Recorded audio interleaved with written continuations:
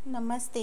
मी सायली. घरोघरी रुचिरा या चॅनलवरती तुमचं खूप खूप स्वागत आहे. तर आज आपण एकदम साध्या सोप्या पद्धतीमध्ये रस्सा भाजी बनवणार आहोत.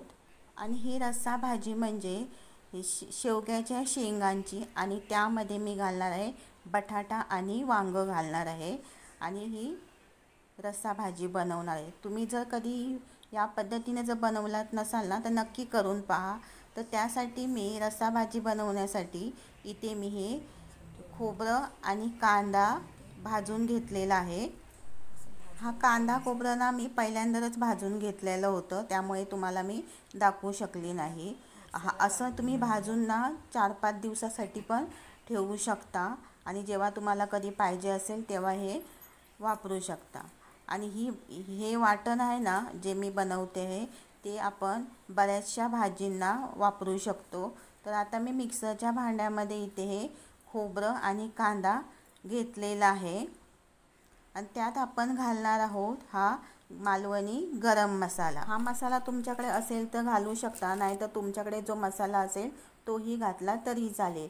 त्यानंतर मी या मिक्सरच्या भांड्यामध्ये पाणी घालणार आहे, आणि आपण ही चटणी वाटून घ्यायची आहे. बारीक अशी चटणी वाटून घ्यायची. तर आता मी हे वाटण मिक्सरला लावून घेणार आहे.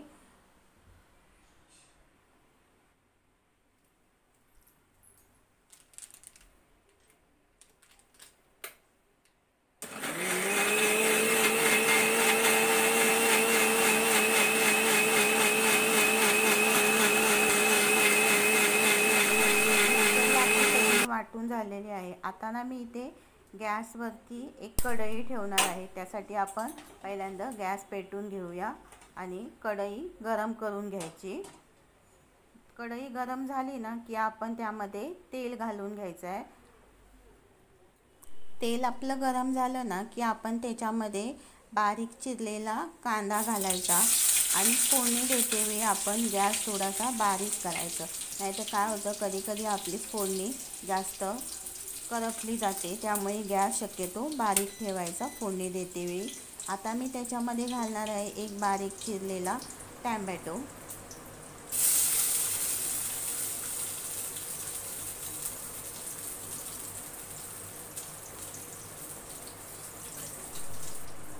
चार 5 कढीपत्त्याची पानं, आणि हे मिक्स करून घ्यायचं.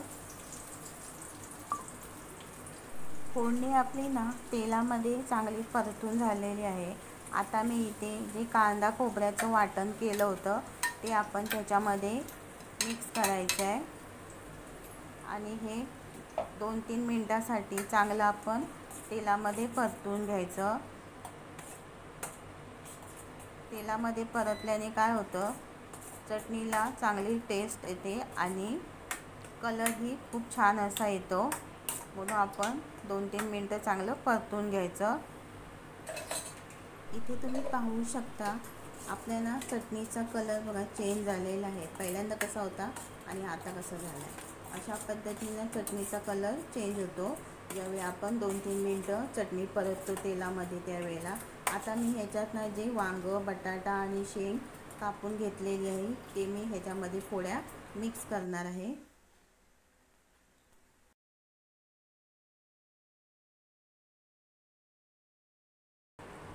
आता आपण याच्यामध्ये चवीप्रमाणे मीठ घालायचं, आणि हे सर्व आपण चटणीमध्ये मिक्स करून घ्यायचं.